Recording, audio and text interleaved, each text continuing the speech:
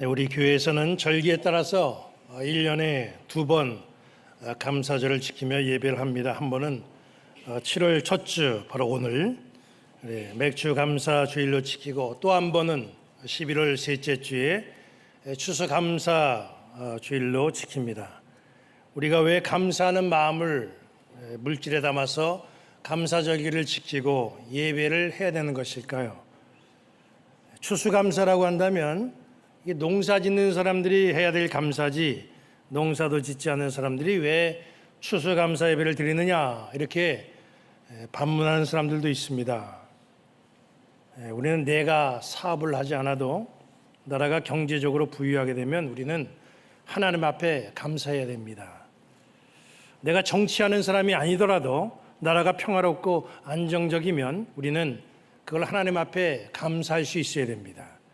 내가 군인이 아니더라도 나라가 튼튼하고 강건해지면 우리는 거기에 대해서 하나님 앞에 감사할 수 있어야 됩니다. 마찬가지입니다. 우리가 농사를 짓지 않아도 농부들의 손길로 때를 따라 먹을 것을 얻게 된다고 한다면 그 혜택을 누리는 우리도 햇빛과 비를 주시고 철을 따라 열매를 허락하신 우리 하나님 앞에 감사할 수 있어야 됩니다. 그리고 추수라고 하는 것이 꼭 곡식 열매뿐이겠습니까? 우리가 이 세상을 살아가는 동안에 인생의 열매들도 많이 보지 않습니까? 살면서 우리 자녀들에게서 열매들이 나타나는 거 볼 수 있죠. 나의 삶의 자리에서 또 신앙에서도 열매들이 나타나고 있잖아요. 이런 총체적인 부분에서 보게 되는 이 수확을 우리는 하나님 앞에 감사로 표현할 줄 아는 것이 이게 맥주감사주일이고 추수감사입니다. 오늘 맥주감사주일로 예배하면서 상반기를 돌아보는 우리는 상반기 인생 속에서 주님으로부터 받은 그런 열매들을 기억하고 감사하며 하반기를 진행해 나가는 그런 성도들 되시기를 주님의 이름으로 간절히 축원합니다. 감사라고 하는 그 단어는 고마움을 표시하는 조치입니다. 본문에 나오는 다니엘은 하나님 앞에 감사했습니다. 다시 말해서 하나님 앞에 고마움을 표시했다 이겁니다. 그런데 본문의 상황을 보면 다니엘이 처한 그 상황이 정말 이 고마움을 표할 수 있는 상황인지 의문이 듭니다. 다니엘을 시기하는 무리들이 모여가지고 다니엘을 제거하기 위해서 모사를 꾸몄습니다. 다니엘을 책잡을 수 있는 방법, 이건 다니엘의 신앙을 이용하는 그 방법밖에 없다. 그들은 그렇게 생각하고 계략을 꾸몄던 거죠. 그 계략은 앞으로 30일 동안 왕의 어떤 신에게나 사람에게 무엇을 구하면 그 사람을 사자굴에 집어넣는 그런 법안을 만드는 것입니다. 다니엘이 매일 하나님 앞에 기도하는 것을 알고 기도하는 습관을 역으로 이용해서 다니엘을 제거하겠다, 이런 음모입니다. 사람들은 다니엘의 신앙을 잘 알고 있습니다. 다니엘이 그런 법을 만들어진다고 해도 이 다니엘은 그런 법 가운데서도 하나님 앞에 충분히 기도할 사람이니, 그건 다니엘은 분명히 그 법이 만들어지면 법망에 걸려들게 될 것이고, 그렇게 되면 다니엘을 제거할 수 있다, 이것이 그 법을 꾸민 사람들의 생각입니다. 사람들은 다니엘의 믿음 좋은 신앙을 역이용해서 다니엘을 공경에 빠뜨리려고 했습니다. 그리고 그 법안은 만들어졌고 왕의 제가까지 받아냈습니다. 이제부터는 30일 동안 누구든지 왕 외에 어떤 신에게나 사람에게 무엇을 구하면 그 사람은 사자굴에 던져지는 거예요. 그런 법이 만들어진 것 다니엘도 알았습니다. 그런데 그 당시 다니엘의 위치를 보면 대단합니다. 페르시아의 그 다리오 왕은 자기가 점령한 방대한 제국을 다스리기 위해서 전국에 120명의 관리들을 세우고 또 그 위에 3명의 총리를 세웠습니다. 그리고 3명의 총리 중에서도 다니엘을 수석으로 세웠습니다. 다니엘은 수석 총리입니다. 그래서 다니엘은 페르시아 제국의 제2인자입니다. 그 정도의 위치면 자기를 해치려고 만든 법을 막아낼 수가 있습니다. 왕을 독대해가지고 문제를 충분히 풀어갈 수가 있습니다. 얼마든지 해결할 수 있는 권력과 방법이 그에게는 있습니다. 하지만 다니엘은 그런 세상적인 방법을 택하지 않았습니다. 다니엘이 택한 문제 해결의 방법, 여기 본문 10절에 나오지요. 다니엘이 이 조서의 왕의 도장이 찍힌 것을 알고도 자기 집에 돌아가서는 윗방에 올라가 예루살렘으로 향한 창문을 열고 전에 하던 대로 하루 3번씩 무릎을 꿇고 기도하며 그의 하나님께 감사하였더라. 다니엘에게 위기가 찾아왔지만 그 위기를 벗어나는 방법은 의외로 아주 쉽습니다. 아주 간단합니다. 하지 말라는 기도 안 하면 됩니다. 하던 기도 중단하면 사자굴에 던져질 일이 없습니다. 방법이 너무 간단하고 쉬운 일입니다. 하지만 다니엘은 그 쉬운 방법을 택하지 않았습니다. 오히려 대단히 위험한 신앙의 길, 좁은 길을 택했습니다. 다니엘은 위기 상황에서 변함없이 기도했습니다. 그런데 다니엘의 기도 내용이 이해가 되지 않습니다. 위기가 찾아올 때 우리 성도들은 하나님 앞에 기도합니다. 다니엘도 기도했습니다. 그게 맞는 방법이고 정석이지요. 하지만 이럴 때 해야 되는 기도는 다 어떤 기도를 합니까? 구해달라, 살려달라 이런 기도 아닙니까? 이런 상황에서는 위기에서 벗어나게 해달라는 기도가 어울리는 기도입니다. 그런데 다니엘의 기도를 보면 다니엘은 그런 기도를 하지 않았습니다. 전에 하던 대로 하루 3번씩 무릎을 꿇고 기도하며 그의 하나님 앞에 감사하였더라. 어떻게 이런 상황에서 살려달라는 기도를 하지 않냐고 감사 기도를 했을까요? 상황이 지금 감사할 상황입니까? 아무리 생각해도 그 상황에서 기도한 이 다니엘의 기도, 이것은 이해가 되지 않습니다. 그 상황은 절대로 감사할 수 있는 상황이 아닙니다. 자기를 시기하는 사람들이 모사를 꾸미고 왕의 제각까지 받아내가지고 자기를 죽이려고 하는데 어떻게 하나님 앞에 감사합니다, 고맙습니다 이런 기도를 할 수 있을까요?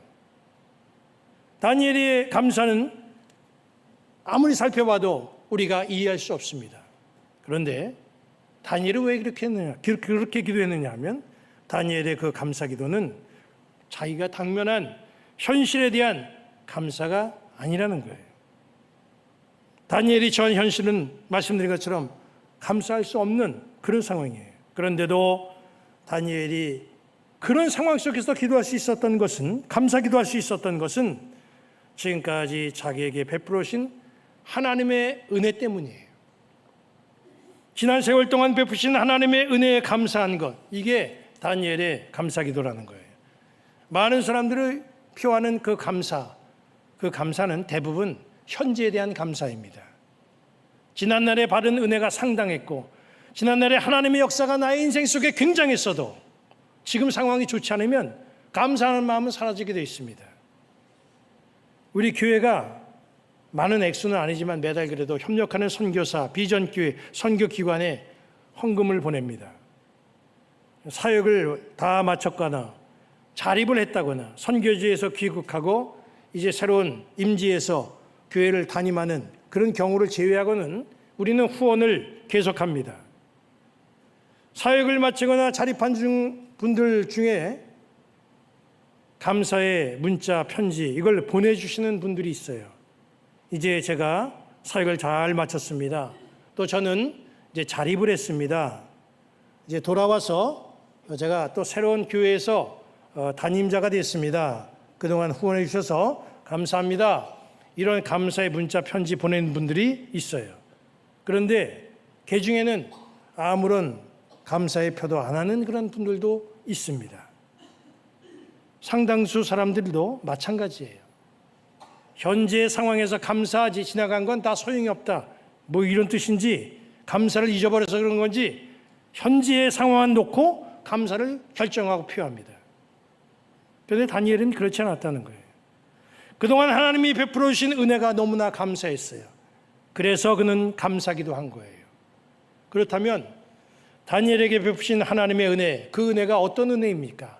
우리는 이 다니엘의 앞부분에 보면은, 다니엘 말씀 앞부분에 보면은 그 내용들을 쭉 알 수가 있어요. 다니엘은 어린 시절에 포로로 잡혀왔어요. 다니엘의 포로로 잡혀온 사람입니다. 뭐 꿈이 있을 리가 없지요. 앞이 막막한 소년입니다. 그런 다니엘에게 하나님은 지혜를 줬어요. 꿈을 해석할 수 있는 능력도 줬습니다. 그래서 다니엘은 하나님의 그 크신 은혜로 말미암아 나라와 정권이 여러 번 바뀌었음에도 각 나라마다 기둥처럼 사용되는 그런 은혜를, 그런 권세를 누릴 수가 있었어요. 본문에서 보여지는 다니엘의 감사 기도는 지난날 하나님이 자기에게 베푸셨던 그 은혜를 기억하면서 감사하는 것들이에요. 우리가 하는 말 중에 지금 죽어도 여한이 없다, 뭐 이런 말 하는 사람들 있죠. 그런 심정이 바로 다니엘의 마음이라는 거예요. 지금 상황이 굉장히 힘들고 어려운 상황, 그리고 이제 곧 사자굴에 들어가서 내가 죽을 처지 있지만 그래도 지금까지 내가 하나님의 은혜로 잘 살아왔지 않았느냐. 나는 죽어도 벌써 죽을 사람이고 나는 고생을 했어도 벌써 고생할 사람인데 지금까지 하나님께서 나를 어떻게 사용하셨는가. 지금까지 받고 누린 하나님의 은혜를 생각하니까 모든 것이 감사한 것뿐이고 내가 이제 비록 사자굴에 들어간다고 해도 여한이 없는 마음, 그런 마음이라고 하는 것이 바로 이 다니엘이 가진 마음이라는 거예요. 다니엘은 보니까 여기 살려달라고 기도 안 했어요. 위기 벗어나게 해달라고 기도하지 않았습니다. 그저 지금까지 베푸신 은혜만도 족합니다. 지금까지 베풀어 주신 그 은혜에 감사하는 그 기도를 했다는 거예요. 그렇게 기도하는 다니엘이 어떻게 됐습니까? 예상한 대로, 법대로 다니엘은 사자굴에 던져졌습니다. 세상의 법은 세상의 법대로 진행되는 거예요. 기도해도 세상은 세상의 이치대로 흘러갑니다. 하지만 결과는 그렇지 않다는 거예요. 결과가 어떻게 됐습니까? 다니엘이 사자굴에 던져졌지만 그 결과는 형통했지 않습니까? 받은 은혜를 잊지 않고 감사할 줄 알았던 다니엘, 지금까지 해준 것만도 족합니다. 이런 마음을 갖고 하나님 앞에 상황에 굴하지 아니하고 감사했던 그 다니엘에게 하나님은 사자굴에서도 무사할 수 있고 그 이후에 또 다른 은혜도 주셨다는 거예요. 다니엘의 이 이야기에서 우리가 꼭 기억해야 될 것은 하나님은 우리가 어떤 상황에서도 감사할 수 있는 마음을 갖고 있는지 이걸 보신다는 사실입니다. 지난 6개월 동안 내가 하나님으로부터 받은 은혜를 한번 쭉 생각해 보시기 바랍니다. 우리는 지금 나의 현실에 매몰되어 가지고 하나님이 그동안 나에게 역사하셨던 지난날의 은혜를 절대로 잊어버리면 안 되는 거예요. 하나님은 우리가 지금까지 받았고 누렸던 은혜에 대해서 감사한 마음을 갖고 있는지 그것을 우리를 통해서 살펴보고 있어요. 우리가 하나님의 속성에 대해서 알아야 될 것은 하나님은 지난날에 베풀어 주신 그 은혜에 감사하는 자들에게는 또 다른 은혜를 예비해 놓으신다는 것입니다. 우리는 그런 하나님의 마음을 다니엘의 역사에서 배울 수 있어야 돼요. 이 한 주간을 사는 나의 모습이 그동안 나에게 하나님이 베풀어 주신 그 감사가 기억되는 한 주간의 삶이 되기를 간절히 소망합니다. 그리고 그 감사의 사건들을 우리가 기억해내면서 현실의 상황과 상관없이 다니엘처럼 감사하기도 하는 성도들이 되시기를 바랍니다. 그런 우리에게 하나님은 우리가 예상하지 못하고 기대하지도 못한 또 다른 감사할 수 있는 것들을 주실 줄로 믿습니다. 감사하는 생활을 통하여 또 다른 감사의 사건을 만들어가는 이 한 주간 되기를 우리 주님의 이름으로 간절히 축원합니다.